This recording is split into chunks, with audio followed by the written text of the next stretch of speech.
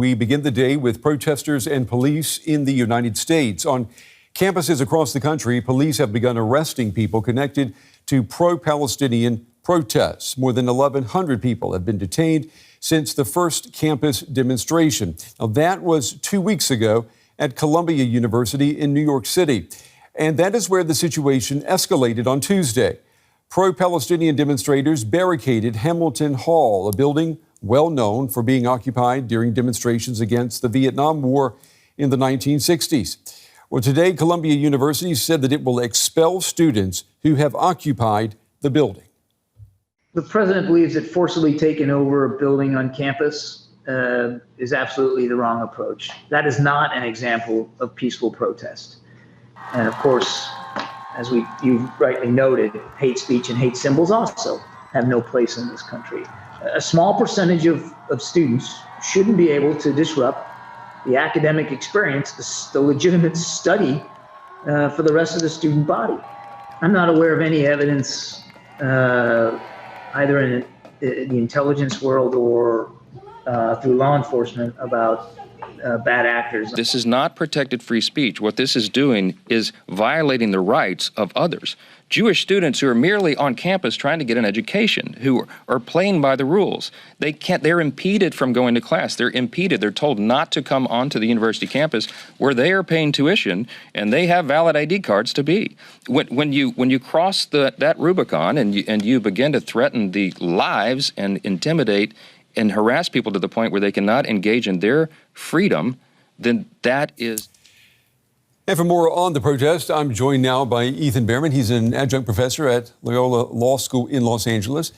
He also hosted his own radio talk show focusing on current events, especially in the United States. That's where we got to know Ethan. Ethan, it's good to have you back on the program. Talk to me, if you would, about the student protest situation in California where you are. Well, it is widespread. It's at UCLA, USC. It's in San Francisco at Berkeley. It's at a campus called UC Humboldt. They've been relatively intense. UCLA has kind of breached into a minority of the protesters there who are not just protesting the war in Israel and Gaza, but have gone after Jewish students as well, which has become problematic. And I will be very curious to see how the Department of Education approaches what the universities who receive federal funding will do in the future. I want to talk about that in just a moment. Let me ask you first, though, how do you explain the genesis of these student protests? I mean, it was only 2 weeks ago when the first protests began on the campus of Columbia University in New York City. It hasn't been that long. Well, there's conflicting reports about the genesis, whether or not there clearly for many decades are strong anti-war sentiments on college campuses, particularly here in the state of California. They really grew out of the 1960s up at Berkeley in San Francisco Bay Area. And so that has always been here, but there has been some speculation, and I don't know if there's anything founded in it, but that there might be outside influences that are helping to organize some of these protests, or some of the non-students who are coming onto campuses that are maybe not just straight anti-war protesters, but they have definitely grown, and they are causing their own set of issues because the First Amendment is not an unlimited amendment. There are limits, and especially on private property, there are definitely limits to what protesters can do. You bring up a good point that a lot of the people that we have seen on college campuses, they may not be students. All of the people that we see protesting, we assume most of them are. That in mind, Columbia University, it has one of the largest Jewish student populations of any college or university in the U.S. This is where calls to divest from Israel seem to have found the loudest voice. Does that surprise you? It doesn't necessarily surprise me. I think it's deeply disturbing, though, however, when you bring up that specific point about the Jewish population.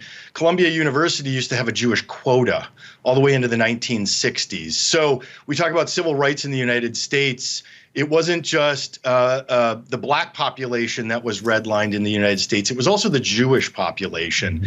And so the civil rights movement was actually a combination led by black leaders like Reverend Martin Luther King Jr., but Jewish leaders were a key part of the civil rights movement. So to see this happening at Columbia, and in particular, I haven't heard anybody else point this out yet, Alexander Hamilton was the most pro-Jewish founding father of the United States.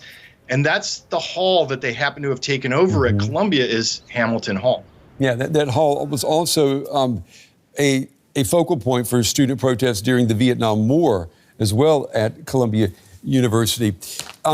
You and I have talked about this before. You are Jewish, and when you look at what's happening right now, there are claims of anti-Semitism. I mean, there are chants that we are hearing that we can't repeat on the air here that are considered anti-Semitic here in Germany.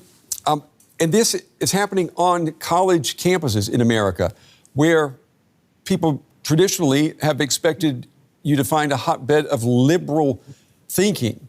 How did this happen? Well, that is something that sociologists will want to spend some time dissecting in the future as we look back at what is happening today.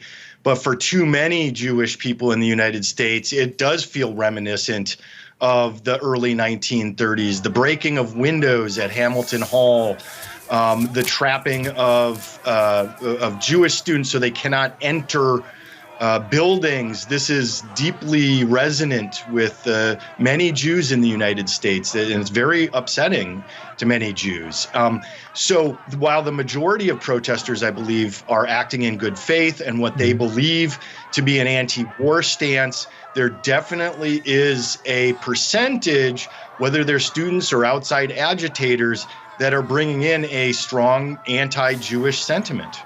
Maybe if you could explain from an American point of view, Ethan, American Jewish point of view, we have seen Jewish students at Columbia interviewed who are part of the protests, who say that they are protesting and that they are anti-Zionist, saying that you can be an anti-Zionist and not be anti-Semitic. Does that compute with you? No. And anytime you can always find an example of an isolated individual who it does not represent the group. Jews are Zionists, almost the total majority. It's greater than 95%, as high as 99% in various polls. It's a core to our belief system. So when I hear the term anti-Zionist Jew, that's antithetical.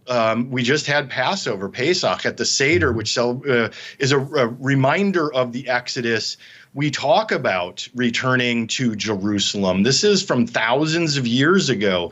So when I hear anti-Zionist Jew, that might be what they believe, but it's not a core Jewish belief in any way, shape, or form.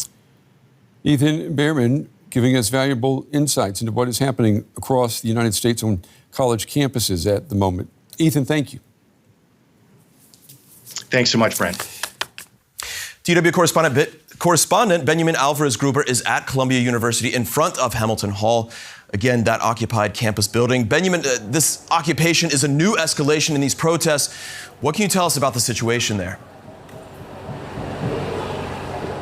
So more and more police are arriving. They cordoned off the area that you can see here behind me. There are several groups of protesters that have gathered over the evening, and just on the side of this protest is the only entrance to campus where essential staff, but also the students that live inside of campus, can enter and can exit campus grounds. All other members of the university community are currently buried, as well as media. So we have to wait outside to see how this is unfolding. But of course, pressure is mounting on the president of Columbia University, while NYPD, New York Police Department, say they will wait until the president or those who are in charge of the university tell them to actually get their support to send the students out. They have said that they will suspend them, and we've also had some reports on that, but we're still waiting on confirmation to know how many of the students that are currently occupying the building that you can see behind me have been suspended from university.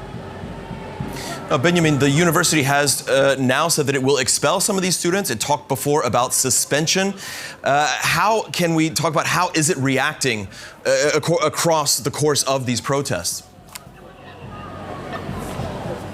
So what university said, they sent out several statements today, one of them saying that the work of the university cannot be endlessly interrupted by protesters who violate the rules, quite similar to the criticism we heard from the White House, from Washington today, a statement where they said that forcibly taking over buildings is not peaceful, it is wrong. So we can expect that that will also increase as the pressure is mounting on both sides. On one side we have Jewish students and Jewish faculty members. We talked to some of them over the past couple of days who say that they feel threatened and they want the university to take concrete steps to take over the building again. But for now, no decision has been taken. We've seen other universities taking different decisions, sending law enforcement police officers into campus ground to expel the students. But for now, here at Columbia University, that has not happened. Based on what you're seeing, how likely is it that we could see the university call in police to clear those protests? There was something that happened that it actually sparked and made this movement even bigger, replicating to other colleges and also universities. The president and the administrators, those who are in charge of the university, also know what the pictures will look like, so they are waiting. But others, we had the Speaker of the House of Representatives, Mike Johnson, coming to Columbia University a few days ago, even calling for the National Guard to be sent in. So we can be sure that many are asking for the president of the university in Columbia to act quicker, not to send out statements, but also let these protesters to expel them and to also have the suspensions. But as we see and hear from the students that are inside, they say they will not back down. They will continue protesting, asking Columbia University to divest from all the companies that, according to them, profit from Israel's war in Gaza. All right, DW correspondent Benjamin Alvarez Gruber at Columbia University in New York City. Thank you very much.